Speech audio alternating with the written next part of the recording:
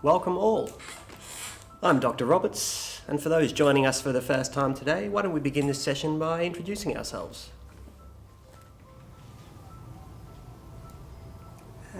Hi, I'm Danny. Hi, Danny. What brings you here today?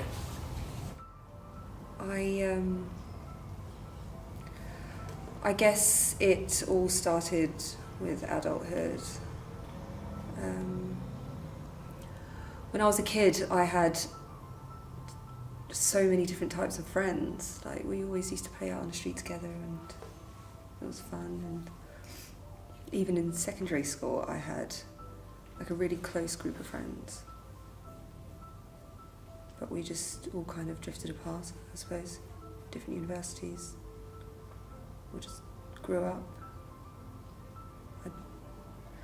I guess I never really recovered socially after that.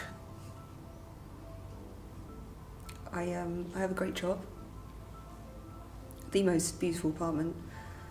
And I get so many compliments over what I look like and how I dress, but I end up going to the movies on my own half the time. And the other half, I'm there with like a colleague who just feels obliged to do it. I don't know, but... Do you ever think that if you ever got married, I'd have like 4 people on my side of the wedding? The wedding problem. I almost want to look at it like if there was some website that I could hire actors to be my wedding party, some like loser website, then that would make me feel a lot better. I don't know. But it's a startup idea anyway. Oh, thank you for sharing, Danny. Shall we keep moving around the room? Hi, I'm Lola. I was at a client event earlier and everyone else was just talking to everyone else, and I basically just left and came straight here. I was recently in hospital for 3 months, didn't have one visitor. I've secretly been living this boring life and surreptitiously been this pathetic loser for about 10 years now. I don't know how I got here. I mean, I tan, I work out, I make a lot of money, I work hard. Clients send me free shit, and lots of people in the office like intimidated talk to me because I'm fucking good at what I do. But in my spare time, I just sit alone on the couch with this huge thing of sadness wine, because even though there's this huge poster of me on the side of the building, I literally have no friends. Oh my god, sadness wine, right? Totally. I have a mug for drinking wine. A wine mug. I know. They should make a wine dispenser, not fucking ice cubes. Oh my god, wine fridge. Wine fridge. Or you could just have like a water cooler except wine. Taps for red and white and like... Wine fridges. Isn't that fantastic? Let's keep moving on, shall we? Alright. My name's Kenny, and I'm a successful artist with thousands of fans, and I've toured all over the world and stuff, and played some of the biggest venues in the world, but I literally made like 15K last year. I've played some of the biggest venues in the world and even had a couple of hit songs on the radio, but I live like a 17th century ship stowaway. Like, I literally have no idea how I don't have scurvy right now.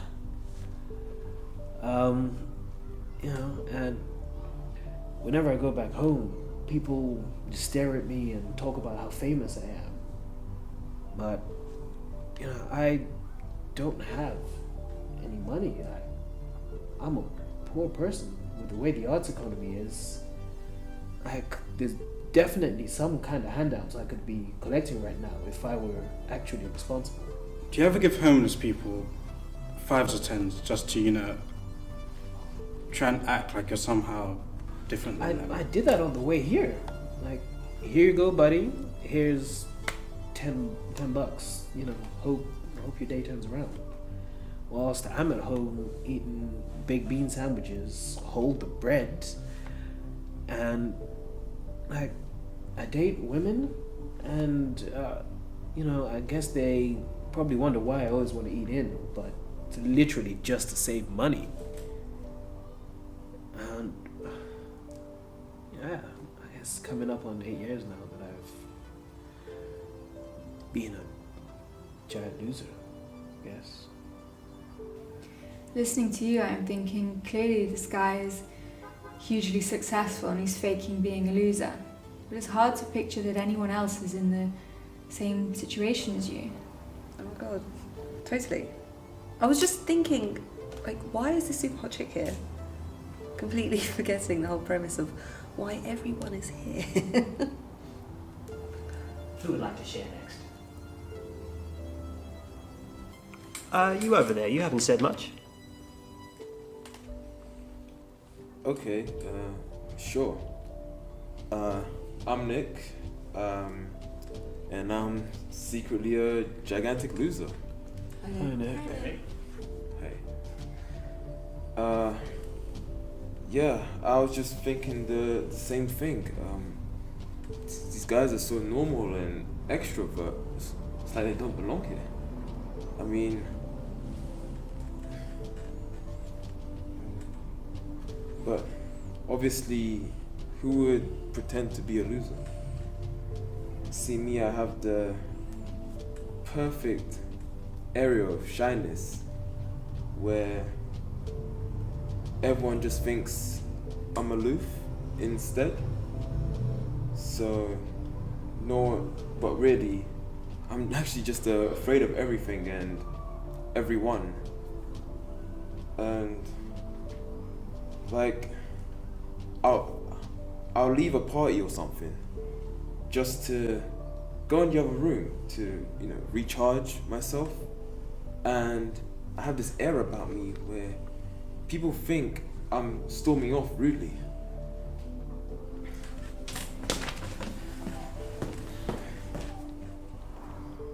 Yeah, exactly. So I'm cursed to seem like I know what I'm doing, but really have no idea. I have no life, no friends. Yeah, have no life, no friends. It's just like the thing with the wedding.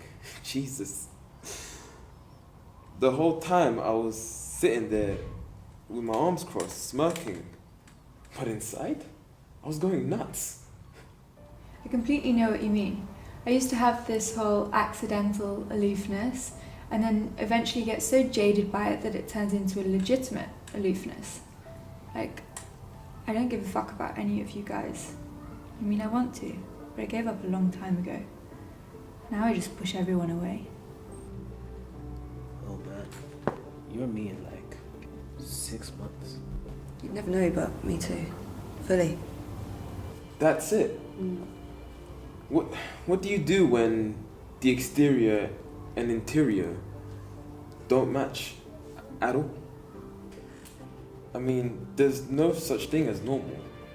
I mean, there's certain expectations on common experience, and if you were to divert from any of those appearances, you'd be fucked. Yeah, exactly. It's not if you're thin or fat or ugly or beautiful, it's just that you're different. And sometimes it's not even people saying or thinking that you're different. You just assume that they think you're different. And then later on you realise that no one's actually said that, but it's already too late. The identity is too firmly established as being different, and you're this reactionary combination of interior and exterior. A bemusing glimpse into the psyche. It's true.